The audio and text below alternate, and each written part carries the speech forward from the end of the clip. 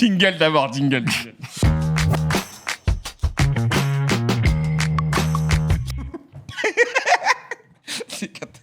C'est cata. Alors, parlons d'André Onana, parce que c'est le sujet dont on voulait absolument parler aujourd'hui. Alors, vous l'avez vu, il s'est affiché sur les réseaux sociaux dans son avion à direction de la Côte d'Ivoire. C'est honteux. Pour rallier son équipe nationale, pour rallier son équipe du Cameroun. André Onana qui a décidé de jouer le match contre Newcastle, contre Tottenham. Un mec comme ça, faut l'exclure, faut pas le prendre. Moi, je trouve que c'est un manque de respect. Tu vas nous dire, Bruce, qui a décidé de rester du côté de Manchester pour jouer contre Tottenham et de rejoindre la sélection après. Et il faut rappeler, parce que c'est important, qu'André Onana, il n'est pas non plus exempté, parce qu'il avait déjà fait des histoires avec la sélection. Il avait été exclu. Même à l'Inter, il s'était embrouillé. Il s'embrouille partout. Il avait pris sa retraite. Il avait été exclu c'était de la Coupe du Monde de 2022, c'est ça, si je dis pas de bêtises. Il avait été exclu de la sélection. Enfin voilà, il y a toujours des problèmes avec lui. Kanto, qu'est-ce que t'en penses ? Est-ce que tu es d'accord avec Bruce ? Est-ce que pour toi, il faut le dégager de la sélection ? C'est le problème quand il y a des joueurs avec des égos démesurés, c'est tout. Est-ce qu'il faut le dégager de la sélection ?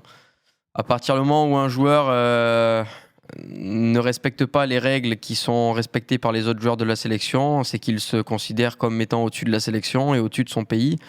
Et à partir de ce moment-là, il faut que la fédération prenne des décisions, d'accepter que André Onana soit au-dessus de sa nation et puisse continuer à faire son parcours en club et venir seulement après en sélection. Ou dans ce cas-là, imposer les mêmes règles à André Onana que les règles qui sont imposées aux autres joueurs. Et dans ce cas-là, ne pas faire de lui un cas à part et de faire de lui un cas comme tous les autres joueurs. Et dans ce cas-là, le sanctionner. Là, il n'y a pas de sanction, il n'y a rien. J'ai un peu de mal à comprendre. Après, c'est pas un cas qui me concerne. C'est un joueur à problème. On va pas se mentir. Onana, ça fait des années où on entend parler de lui dans des clubs, dans des phrases. Et il y en a d'autres, dans d'autres sélections aussi dont on entend beaucoup parler. Je vais pas faire une liste de noms parce que je flemme. Mais franchement, il y a une liste de noms qu'on entend encore et encore et encore. Et donc, pas étonné. Ouais, il y a aussi Terem Moffi dont on pourrait parler, qui a joué avant de rejoindre le Nigeria. Mais c'est un peu différent pour Terem Moffi, parce que lui, il a été appelé après le forfait de Victor Boniface. Donc c'est un peu différent. Bruce, je sens que toi, t'es très remonté contre André Onana.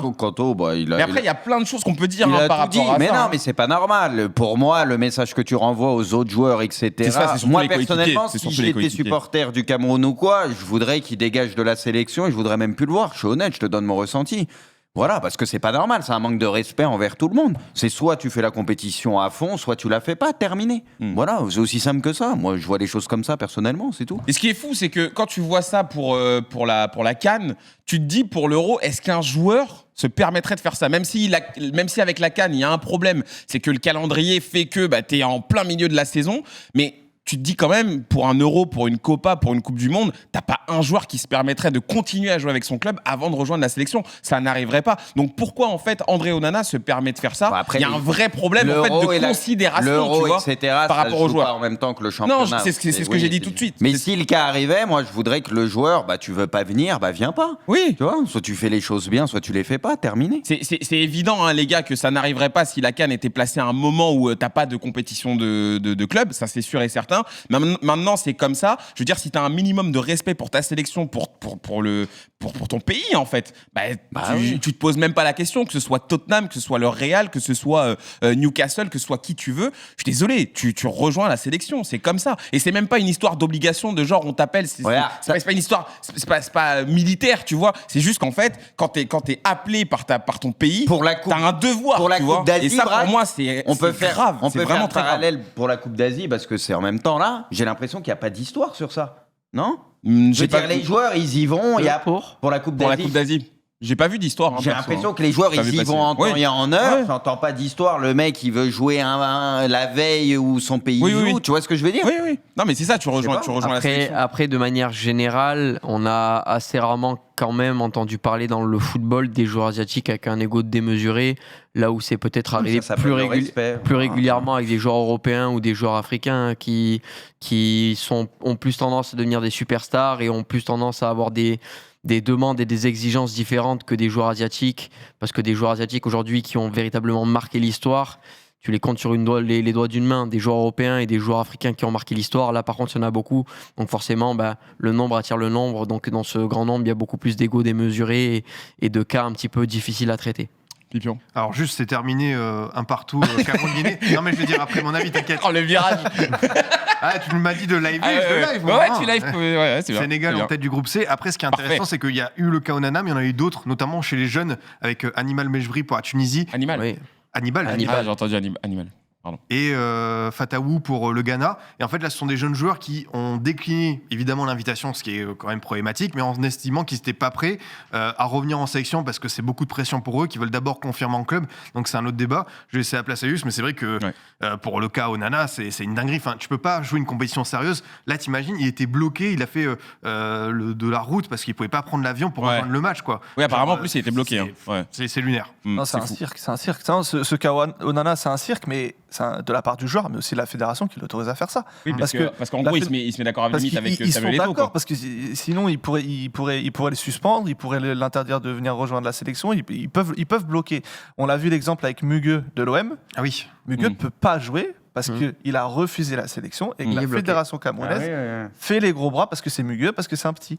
Mais Onana, il y a aussi ça. Il y a aussi effectivement que les joueurs se permettent des choses, mais il y a des moments où les fédérations... Pour moi, ça rejoint un peu le débat du projet Mbappé. C'est qu'on parle des parents. Là, on parle beaucoup des joueurs, mais on peut aussi parler des fédérations qui ont parfois des comportements limités avec les joueurs. Et un joueur qui refuse sa sélection ou qui... Parfois, c'est pas parce qu'il aime pas son pays, c'est parce qu'il est en conflit avec telle personne de la fédération. Il y a des là, par exemple, Onana, apparemment, il parle plus à Eto'o, qui est président de la fédération. Eto'o, lui, c'est aussi bizarre. C'est lunaire. Enfin, il parle plus à Eto'o et c'est les politiques au Cameroun qui gèrent le cas Onana. Tu vois, on est dans des sphères qui sont dingues et il y a un problème Onana, mais il y a aussi un problème de la fédération camerounaise qui laisse passer ça. Tu dois pas laisser passer ça. C'est sûr. Bon, en tout cas, ça c'était important d'en dire un mot. Et puis très rapidement, un autre sujet. Peut-être que vous l'avez vu passer, mais Cyril Linette était du côté des RMC pour parler de la Ligue 1. Et pour reprendre ces termes, en gros, c'est par rapport au produit en lui-même, ce qui est devenu la Ligue 1, par rapport aussi aux appels d'offres qu'il y a. Je vous rappelle que si vous ne l'avez pas vu passer, DAZN sera en pôle pour décrocher justement les droits TV de la Ligue 1 pour la période 2024-2028.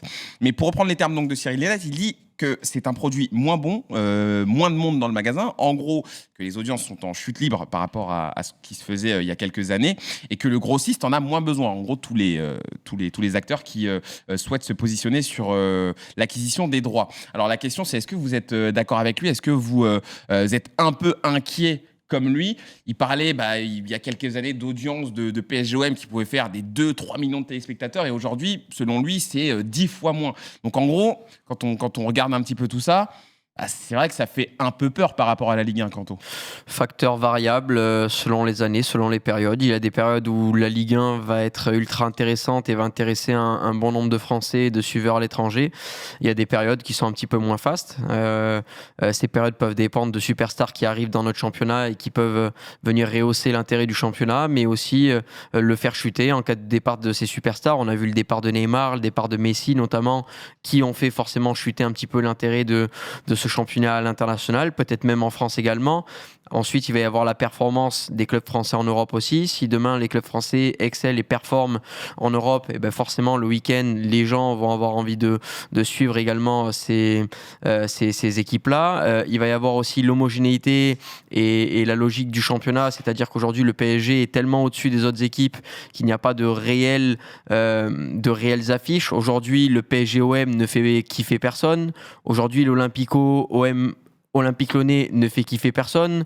Aujourd'hui, il n'y a plus de derby, de Rennes-Bordeaux, de Nantes-Bordeaux. Il n'y a plus d'Olympique Lyonnais à Saint-Etienne. Aujourd'hui, des matchs haletants dans notre championnat, il n'y en a plus.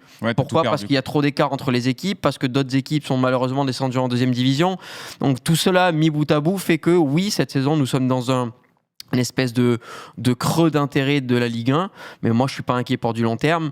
La Ligue 1, il y a des années où elle passionne absolument tout le monde et il y a des années où tout le monde s'en fout. C'est comme ça, c'est le football et c'est pareil avec le sport et avec tous les sports. C'est pareil avec Roland Garros, c'est pareil. La comparaison avec les autres championnats aussi. Et la comparaison avec les autres championnats, etc., etc. Mais je pense qu'il y a toutes ces données qui font que, et dans le chat je vois qu'on parle de quelque chose qui est vrai aussi, c'est l'accès aujourd'hui facile à la consommation des autres championnats qui fait que quand on a un spectacle en Ligue Ligue 1 cette année qui n'est pas dingue et qu'à côté de ça, on se rabat sur les autres. Il va y avoir un spectacle qui est plus riche en Bundesliga ou en Première Ligue. Et ben on va prendre comme habitude le week-end de regarder la Première Ligue ou la Bundesliga et pas la Ligue 1 tout simplement. On va voir ce bruit qui fait son fut de champion. C'est vrai. Mais plus trop maintenant. Hein. Je le fais, mais vite fait quoi. Ouais, vite fait. Tu peux voir du beau jeu quoi, sans trop les bugs quoi. Au moins, toujours ça. C'est sûr que tu vas avoir un peu de ballon.